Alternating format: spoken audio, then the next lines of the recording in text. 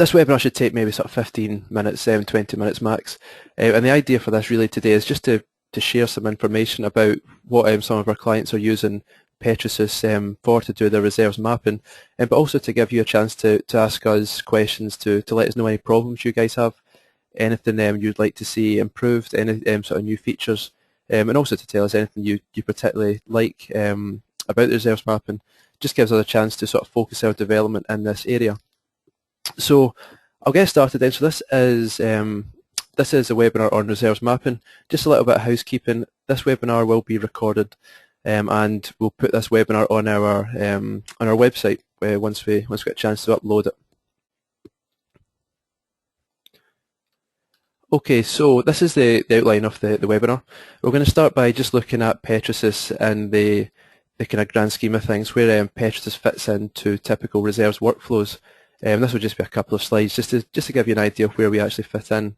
We'll then go into a live software demonstration, and this will be the main part of the webinar. And we'll basically give you a chance to I'll show you exactly what we can do in terms of calculating and reporting reserves and resources to your companies. After we finish the live demonstration, I'll just show a quick slide on the sort of future development and where we plan to take the software. And then there'll be a chance for some questions at the end.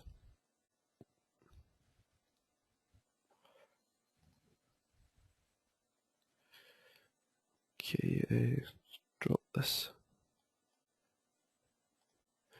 Okay, so where Petrosys fits into the sort of grand scheme of things. Now, in terms of exploration and sort of production and getting reserves, anything you see in this workflow diagram in the green is something that Petrosys can do. So typically what we see our clients doing is doing all their interpretation in software such as OpenWorks and Petrel, and there's others, but these are the sort of the main ones we see our clients doing the interpretation in. Now Petrosys can hook in directly into these packages to pull out the interpretation, to pull out different like seismic, different wells, for example, and we can use this in Petrosys to create surfaces and faults.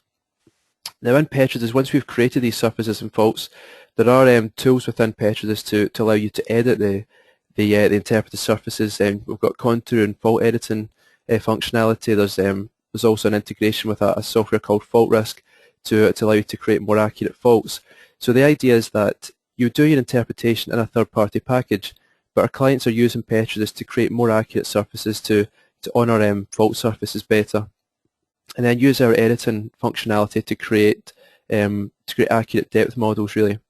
Now when we have these accurate depth models, that then leads us into this next slide, which is about computing reserves. So as you can see in the top left here, we start this time with the input as being our high resolution surfaces and faults. So we've created these inside of Petrosys now, and we can now combine these with reservoir attributes from dynamic models. We can combine it with unitization polygons or other styles of polygons, and we can combine all of these things to compute net pay maps or volumetrics. So if we start with the net pay maps, this is something I'll show you in the live demonstration. We can present the data in a sort of high quality format, basically depending on which data you have available. We can produce things such as net pay maps. We can also take our interpreted surfaces and put them inside of our volumetrics package and create volumetrics, both gross rock volume right the way through to calculating resources and reserves, and that's what we'll focus on today.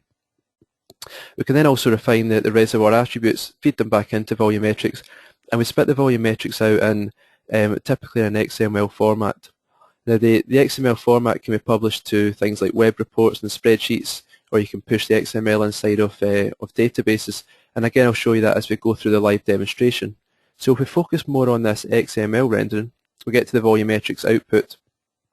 Now what this slide basically shows you is that we can take our volumetrics either as gross rock volume or as something like this where we have unitized polygons, and we can produce charts in the XML, and we can push the XML into other formats such as Microsoft Excel. So this is an example of taking the XML source and pushing it inside of something else like Excel. So we can take our polygons, we can take information such as the top area, the base area, the volume, the cumulative volume, and any other information that the volumetrics gives you, and we can push it inside of another feature. So in this way, once we've calculated our volumes, we can easily put the outputs from this straight into stuff like an Access database, or into Microsoft Excel, or into any other format, a PDF, for example, for other people to use. So that's a sort of broad outline of how Petrosys fits into the reserves and resources mapping. What I'm going to do now is go into a live demonstration to show you this in the software. Now, the data I'm using today all comes from the Otway Basin, which is in Victoria, Australia, and it's all courtesy of the Department of Primary Industries in Victoria. So let me just go into the software demonstration now. Okay, this is the data that I have available. I don't want to spend too much time introducing this part of the data because this we're focusing on reserves today. But the data I have available here is some regionally interpreted 2D seismic data with two-way time picks and stacking velocities. I also have some interpreted wells with check shot data. I'm basically going to make use of all this data to create a time map in Petrosys, to create a velocity model, and then do a depth conversion using the wells to calibrate my depth model. And it's this depth model that I can then feed into volumetrics. So what I'm going to do is show you where we do the volumetrics, and that's inside of the surface modeling module inside of Petrosys. And this is a typical workflow we'd see our clients using to do depth conversion and to do volumetrics. Now I'm going to skip over the initial parts of this reasonably quickly, but please do ask me at the end if you want me to elaborate on any of this. So this workflow creates a two-way time grid using the seismic data. It then creates a velocity model using the stacking velocities and the check shot data. And it then does a depth conversion, and that takes us up to this task here. Now I'm going to jump ahead in the story a little bit, as I said, not wanting to get too much into the depth conversion side. What I'll do is I'm going to turn off the input data here and just turn on the depth converted surface.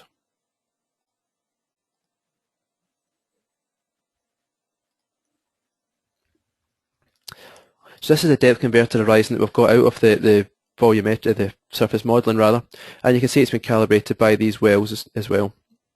Now I'm going to turn on a little polygon here that's in the centre of the basin, and this polygon represents an area that I've identified a few targets that we want to calculate some volumes for, and this is where we're going to focus the rest of the webinar on, calculating the volumes within these fault-bounded structures. Now to do that, the first thing I'm going to do is jump to a new map, which is zoomed in this area. You can see from the location map on the right that we're in the centre of the basin here, and we have these fault-bounded structures with the depth converted surface being displayed on the map here. Now I'm going to go back to the surface modelling and just show you what we're actually going to do in terms of calculating the volumes. The first step is to calculate the net pay volumes. Now to do this, we're going to need a net pay grid. So we're going to take our depth converted surface and we're going to calculate a net pay thickness map. Now to do that, the first step is to calculate gross rock thickness.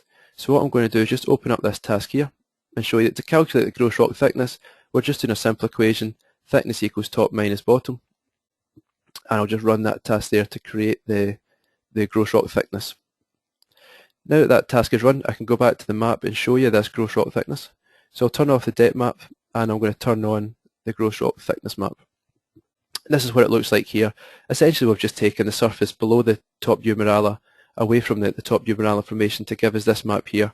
Now you can see in the sort of southwest area the thickness is reasonably uniform.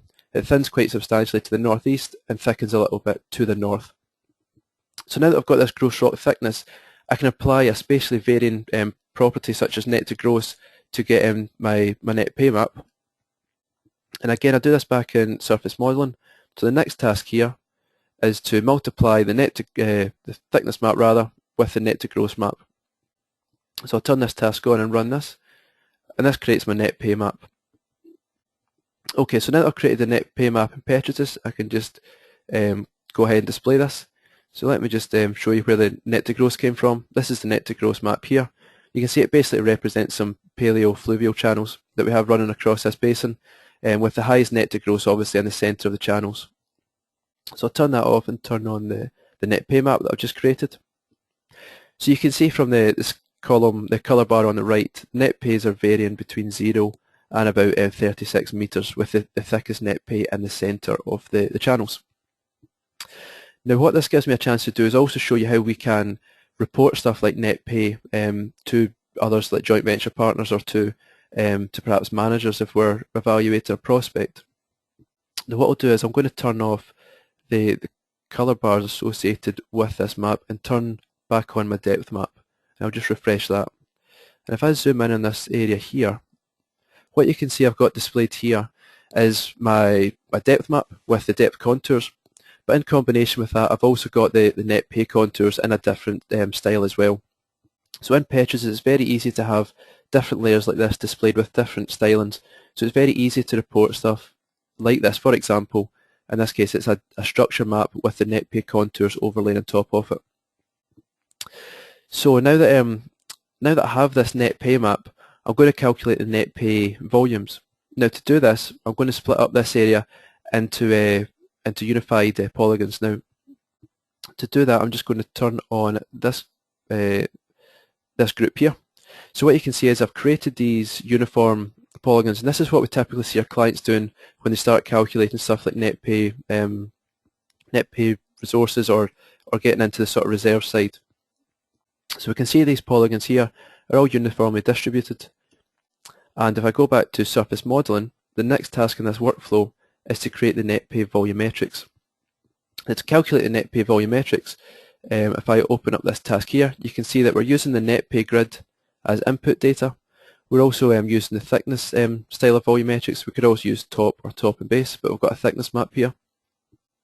Under the compute tab, we're splitting these volumes out in millions of cubic feet.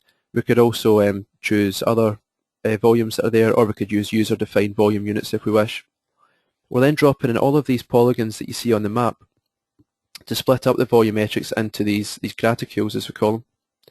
And then we're splitting out the reports into a web page with a light background, and I'll show you what that looks like in a moment.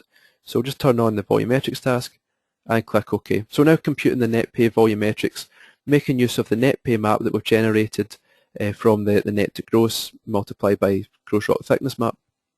And we're also making use of these graticules that we've created as well. Now this volumetrics report is now opened.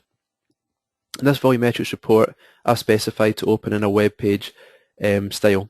Now this is just the XML getting formatted into a web page. Like I mentioned at the start of the webinar, this XML format can be pushed into stuff like Microsoft Excel or an Access database or some other database, so we can pull these values out reasonably easily from this XML format. So you can see that this report gives you the total volume, the total net pay thickness volume. It then splits the volumes down by the polygons. And as you scroll further down, it then gives you more detailed information about each of those graticules, each of those polygons. So it tells you the slice that you're looking at, tells you the area of the slice, the volume of the slice, and then the cumulative volume, eventually giving you a total volume for each of the graticules. Now if I go back to my Petrosys map, there's various ways we could now use that information, that volumetrics information. As I said, you can, and we see most of our clients pushing those numbers into a database to be used later on. What I'm going to do here is actually just display the results visually on this map. So I'm going to turn on this volumetrics group here, and what this does is it shows you these images that we created, these little slice thickness charts, and I'll actually put them visually on my map. So it's a perfectly acceptable way to report this, and it shows you visually basically where the thickest net pays are, and it's as you'd expect, it's in the centre of the channel. Away from the channel in the northwest and down the southeast, we're getting no net pay outside of the sand channels. But obviously the thickest net pay right in the centre of the channel. So now that I've got this net pay, what I'm going to do is drill an imaginary well and use the petrophysics from this well to calculate either resources or reserves, depending on how much I know about the engineering side of this well. So what I'm going to do then is turn off these graticules, and I'm going to turn on this well that we've drilled. And this is where the well is here, right in the centre of the basin. Now if I zoom in here, you can see that this well is showing a net pay thickness from the petrophysical logs of 34.2 metres, which ties in well with our estimated net pay from the grids. So we're happy with that. If we weren't, we could now use some of the editing functions in Petrosys, perhaps to regrid and add controlling points. We could use the contour editing, we could use the fault editing functions. but in this case we're happy with the net pay thickness. So what I'm going to do is create some of the graticules now around this well. So if I turn on these, which is this tab, let's call it this group rather here, this is what we have here. So this is the proven, probable and possible resources around this well that we've created. And you can see from the legend on the right hand side here, the proven and developed is the red colour, the sort of orange colour is the proven and undeveloped resources, the turquoise colour is the probable resources, and the sort of pale colour are the possible resources.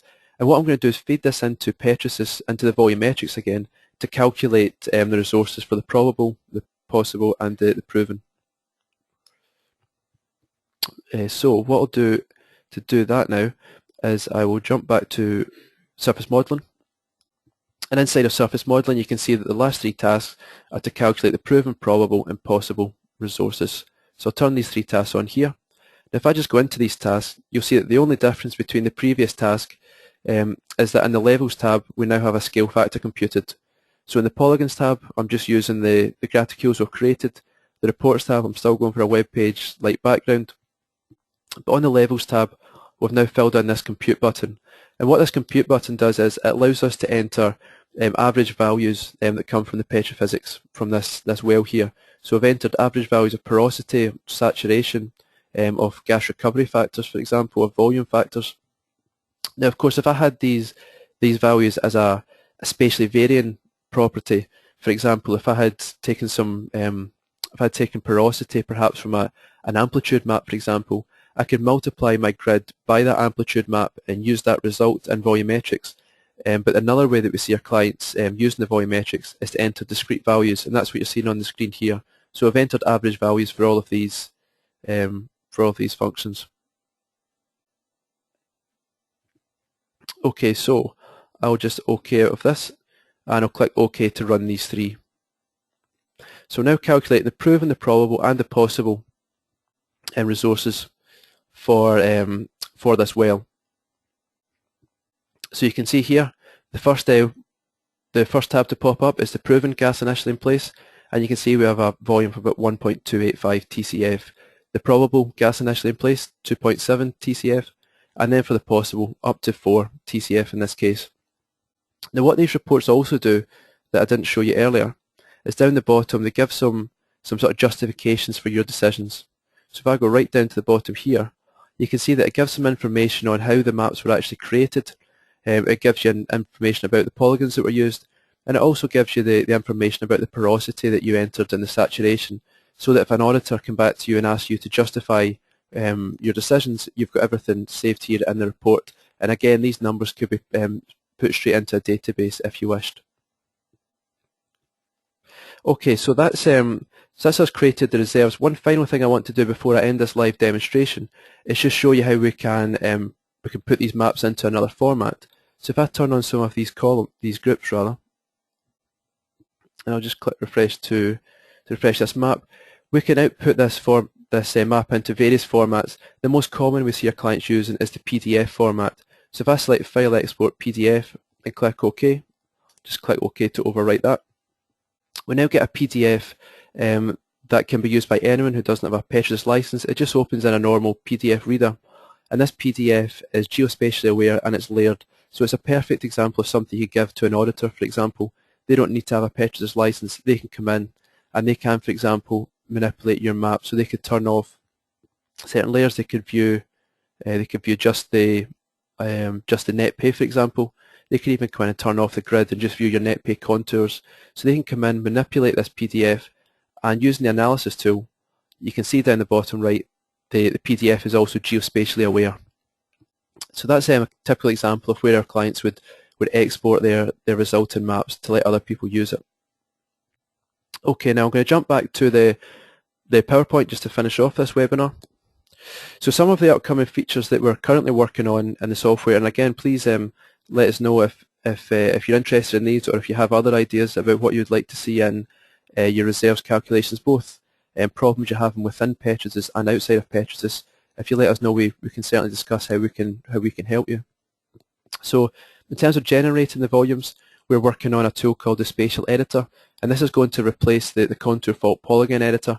It'll essentially allow you to edit more data types. You can edit spatial data types like shape files as well.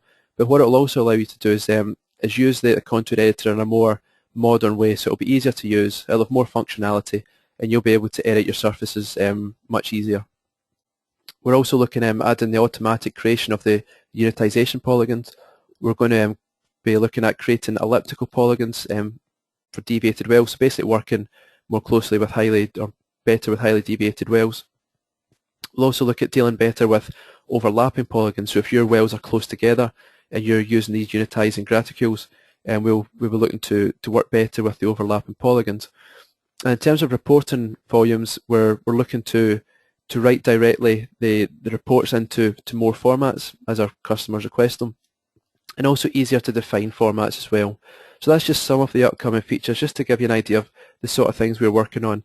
As I mentioned, the sort of reserve side of things at the moment is quite a hot topic. A lot of our clients are asking us about it. A lot of our clients are using the current functionality, and so like with all software, we're trying to improve it, make it easier for you guys to use it, and also add some extra functionality. So if you do have any ideas or questions about that, then please stay on the line or get in touch with us. So thanks very much for listening.